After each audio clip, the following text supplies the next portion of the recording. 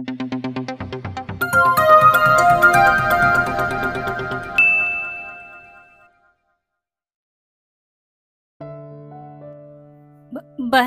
is it true na pinagplanuhan yung magpipinsan na ilayo ako kay Riv at Agatha because I might be a threat to their marriage? Biglang singit ni Lana.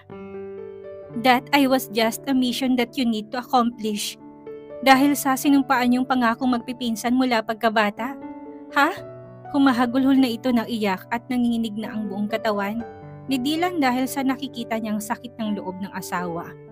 Gusto niyang hawakan si Lana nang mahigpit at sabihin sa kanya na hindi lahat na nalalaman niya ay ang buong kwento. Gusto niyang punasan ng mga luha nito, ngunit hindi na niya napigilan ang kanyang emosyon. Sagutin mo ko, hiling niya, napayuko siya. Yes, but bago pa siya makapagpaliwanag ay nakatikim na naman siya ng malakas na suntok mula kay Prince. Lana cried more. You promised me a happily ever after. Humihikbing sabi ni Lana. Pero sa relasyon nating ito, you just gave me heartaches and worries. Paano pa ako maniniwala sa'yo? Sinubukan ni Dylan itong abutin, ngunit humarang si Prince. Napabuga siya ng malakas na hangin at helpless na nahagod ang buhok patalikod. You have to believe me, because I'm your husband, and I love you so much. Naalala mo yung kinuwento ko sa'yo, tungkol sa natutunan ko sa kulungan? Alana, please. Open your mind and heart. Honey, listen to me first. Umiling-iling ito. Hindi ko na alam kung paano pa ako makikinig sa'yo. Ang sakit, Dylan. Ayoko na. Umiyak na sabi niya at saka tumakbo papasok ng bahay na mabilis sinundan ni Trisha. Alana! Habol niya rito, ngunit tinarangan siya ni Prince sa dibdib. Magkasing laki lang sila nito at kung tutuusin ay kaya niyang labanan din. Ngunit ayaw na niyang lumalap ang gulo kung papatulan niya ito. Kapatid ito ni Lana, gusto niyang intindihin na pinoprotektahan lang nito ang kapatid. Hindi akong kalaban dito, Prince. Sarkastikong umisito. Yeah, right. Layuan mo ng kapatid ko. Kasal siguro kayo. Oo, alam na namin. Pero magagawa namin ang paraan para mapawalang bisa yun. No, you can't do that. Magkakababy kami ni Alana. Bubuo kami ng pamilya. Prince, nagmamahal ka. Alam mong nararamdaman ko ngayon. Hindi ko kayang layuan ng kapatid mo. Kung ano mang alam niyang kwento, hindi lahat yun totoo. Pagpapaliwanag ni Dylan dito. Please, hayaan mo kami makapag-usap ni Alana. Hayaan mo ng kapatid ko. Hindi mo ba narinig ang sinabi niya kanina? Ayaw niya na. Mabilis na nakapasok si Prince sa loob ng gate at sinara yon. Sinubukan ni Dylan na pigilan ang pagsara, ngunit mabilis itong kumilos. Paulit-ulit na lang niyang kinalam ang pag-gate. Alana, please, mag-usap tayo, sigaw niya mula sa labas. You know how much I love you. Paulit-ulit kong papatunayan sa'yo yan. Alana! Paulit-ulit niyang sabi. Hindi ni Dylan akalaing aabot sa ganitong drama ang dinulot ng pakialamero niyang pinsan. Nanggagalaiti, nasasaktan, naiiyak, lahat na ng negatibong pakiramdam na pwedeng maramdaman. Nararamdaman niya na ngayon. Hindi siya tumitigil hanggang sa lapitan na lang siya ng mga village patrols at pinaalis na siya doon. Bawal na rin daw siyang makapasok pa sa village na yon kahit kailan. Bilang asawang lalaki, kapag may problema, hayaan mong humupa ang mga emosyon at pilitin mong klaruin ang pag-iisip mo. Sa pagiging rasyonal, bumabawi ang pagkakalalaki natin. Umisip ka ng mga maganda at mabuting solusyon upang maayos ang gusto ninyong mag-asawa. Payo ni Mang Bong, habang nakasalampak sila sa malamig na sahig ng selda. Huminga ng malalim si Dylan at saka pinakawalan ang magkakasunod na suntok sa kaharap ng punching bag. Nasa sariling gym siya ngayong hating gabi at doon inilabas lahat ng nararamdaman. Nagkulong siya doon mula pa kaninang alas 7 ng gabi. Pinasara niya ang buong gym para makapag-solo siya. Isang janitor lang ang naiwan upang linisin ang lahat ng facilities. Bawat malalakas na suntok na pinapakawalan ni Dylan ay kasabay ng malakas rin niyang pagsigaw. Hindi siya makapag-isip ng tama. Kaya naisip niya na kung pakakawalan niya na muna ang mga pinipigilan niyang emosyon. Baka sakaling tumino siya. He thought everything's going smoothly. Planado na nila ng lahat. Alam na nila ang mga dapat gawin. They are on their way together for their dream family. Then this, magkakasunod na suntok na pinakawalan niya at wala siyang pakialam. Kung basang-basa siya ng pawis na parang lumangoy siya sa pool. Sumuntok ulit siya ng ubod ng lakas na naging dahilan upang tumalsik ang punching bag at bumagsak yon mula sa pagkakasabit. Nang nasa lupa na yun, nanggigigil na pinagsisipahan niya pa yun. Kahit pa, hingal na siya. Oh, he's really angry. Oo nga kawawang punching bag. Mabilis na lumingon si Dylan nang marinig ang mga boses na yun. Anong ginagawa niyo dito? Matalim na tanong niya kina Reynald at Charlie. Grabe, napatumba mo ang punching bag? Go away. Pati sa amin galit ka? Chill lang pinsan, wala kaming alam sa ginawa ni Kuya Barry. Alam mo naman kami, hindi pa kay alamero. Slight lang. Pinalis niyang pawis sa noo gamit ang braso. Pag-uwi tinanggal niyang suot na itim na glove. Bakit kayo nandito? He asked poker face.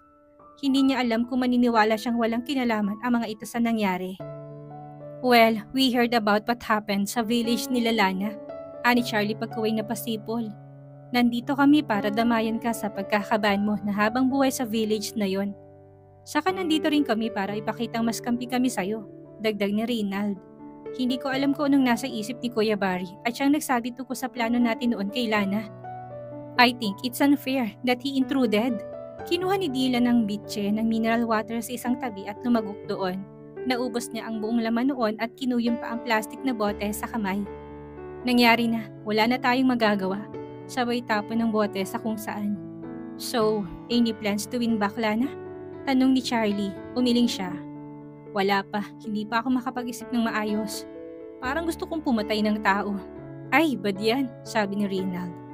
Pero wais din itong si Kuya Barry. Alam mo bang umalis siya ng bansa kani-kanina lang? Natatawang pagbabalita nito. Duwag, nasambit ni Dylan.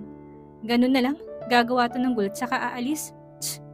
Kahit kailan talaga, hindi natin malalaman ng likaw ng bituka ni Kuya Barry. Magkakasabay na tayong lumaki pero napaka-unpredictable niya pa rin. Pero pinsan, sabi akbay sa kanya ni Charlie. May naisip kaming plano para makatulong sa'yo kay Lana. Anong plano? Kunot noong tanong ni Dylan dito. Kung gusto talaga siyang matulungan ng mga ito, hindi siya tatanggi basta magkaayos lang sila ni Lana. Una, pagsisimula ni Reynald, hayaan mo munang asawa mo na mag-cool down. Siguro after 2 weeks, saka ka ulit magpakita sa kanya. Birthday ni Alana ngayong linggong ito. I don't want to miss it.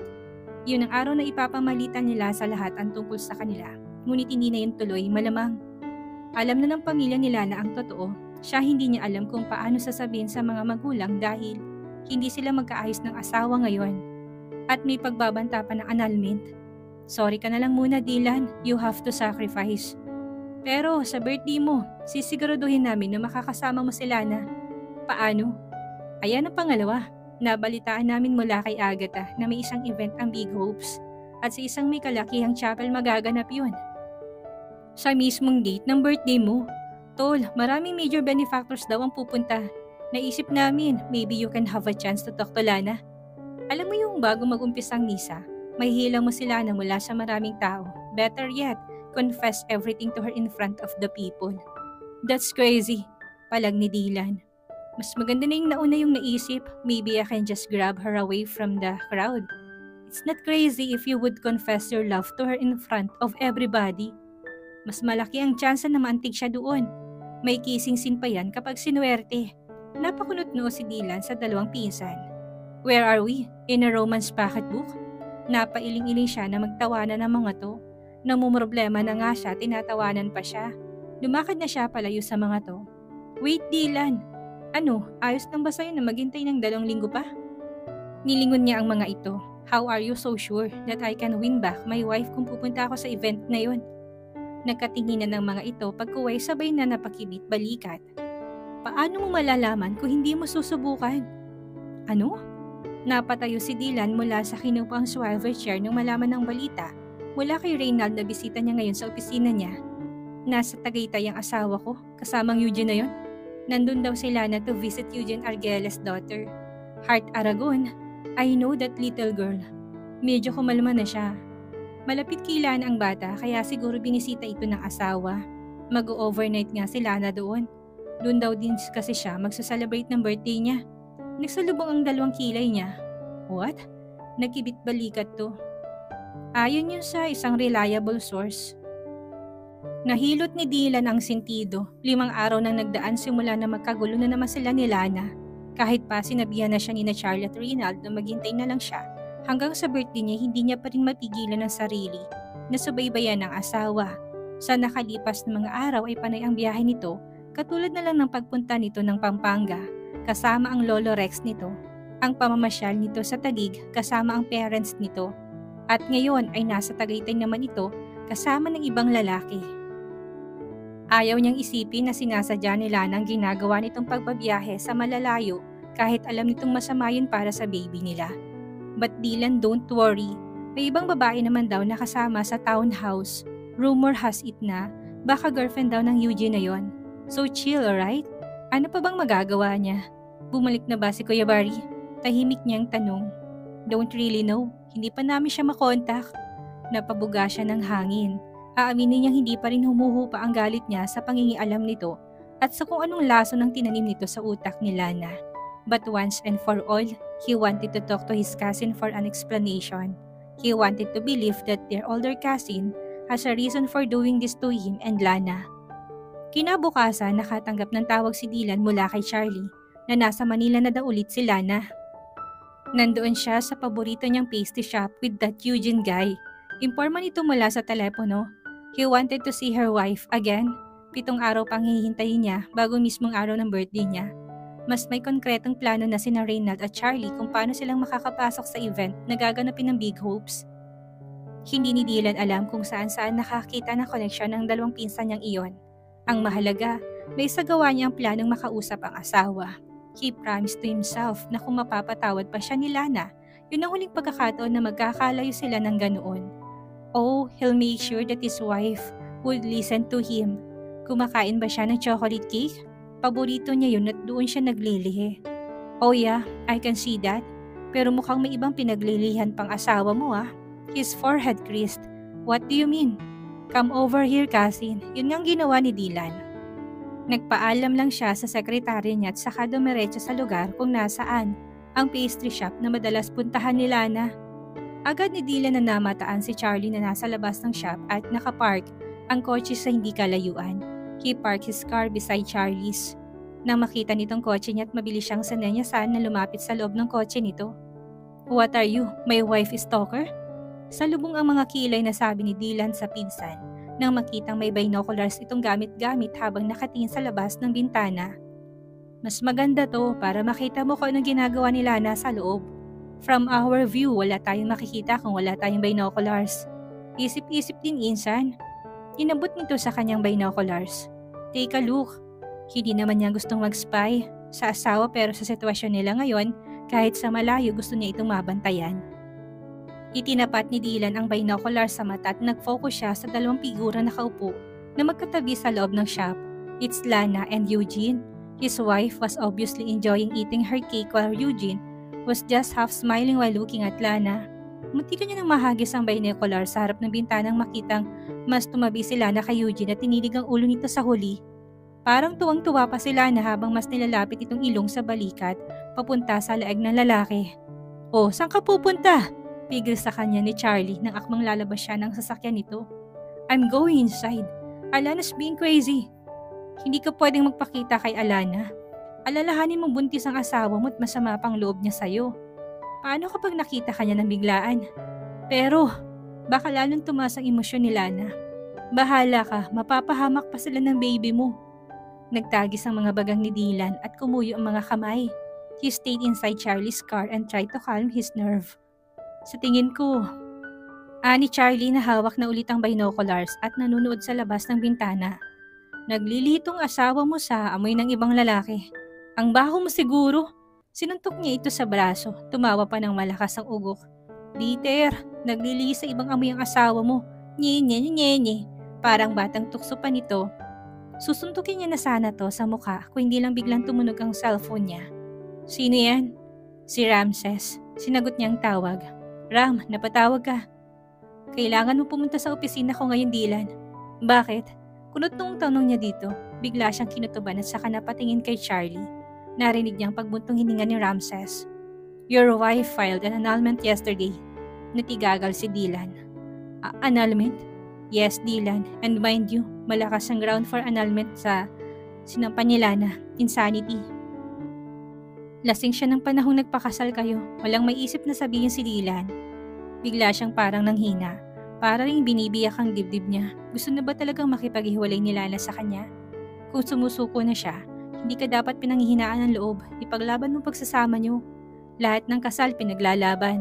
Kahit ano pang naging rason ng pagpapakasal niyo. Kung mahal niyo ng isa't isa, lalaban ka. Gustong makita ng Diyos kung hanggang saan mo kayang pangalagaan ang pangakong sinumpa niyo sa harap niya. Pero paano mang Bong kung ayaw na talagang mismo ng asawa kong kasal namin? Should I keep on holding her? But they said, if you truly love someone, set them free. Case-to-case basis yan. Pero sigurado lang ako, walang kahit anong kasabihan ang makakatalo sa katotohanan ng salita ng Diyos. Humigpit ang hawak ni Dylan sa kanyang cellphone. I won't sign those annulment papers, Ramses. Bye. Mas kailangan na niyang paghandaan ang mga sasabihin niya sa asawa.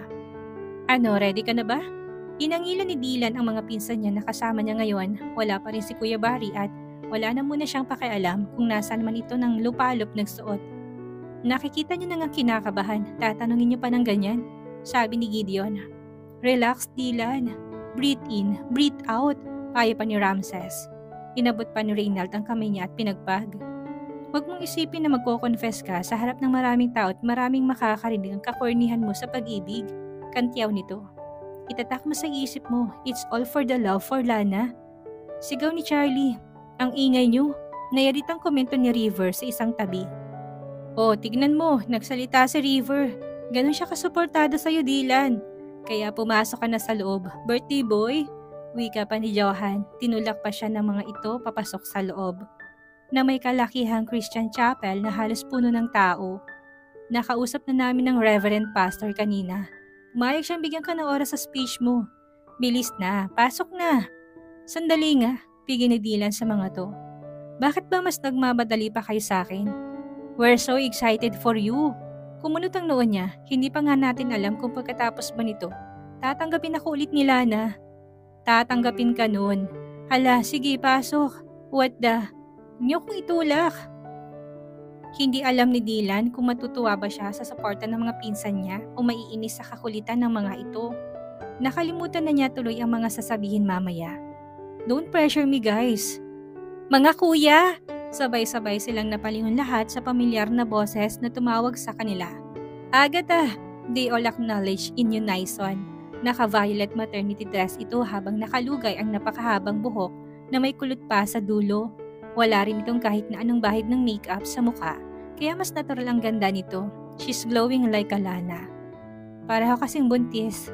Anong ginagawa niyo dito sa labas? She wondered. Invited ba kayo? Nagkatingin na silang lahat. Ako invited. Sabay taas kami ni Johan. Friends kami ni Prince at Lana, you know? Umalokip-kip si Agatha at tumutok ang tingin sa kanya. Kuya Dylan, ang alam ko bawal kang lumapit kay Lana. May TRO ba? Tanong ni Charlie. Wala naman yata basta kung nasaan si Lana, ban si Kuya Dylan at lahat ng kasangkot sa mission niyo.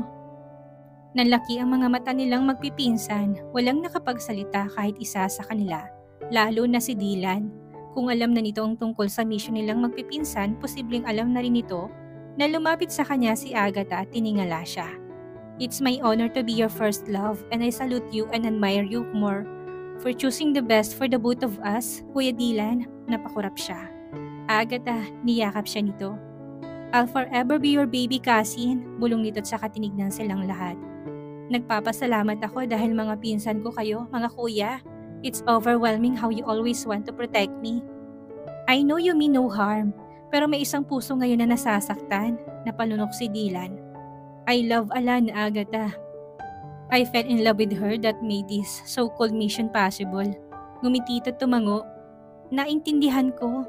Tumingin to sa kanilang lahat muli, natahimik ang mga loko-loko niyang pinsan. Mga kuya, it's time to let me go. Because you know that I have my own hero now. Nagsitanguan ng mga to. Agatha sweetly smiled and spread her arms. Group hug? Group hug! Dylan knew something that he thought he will never need. A closure. Pagkatapos nilang yakaping lahat si Agatha, kung ano man ang plano nyo, nakasuporta lang din ako.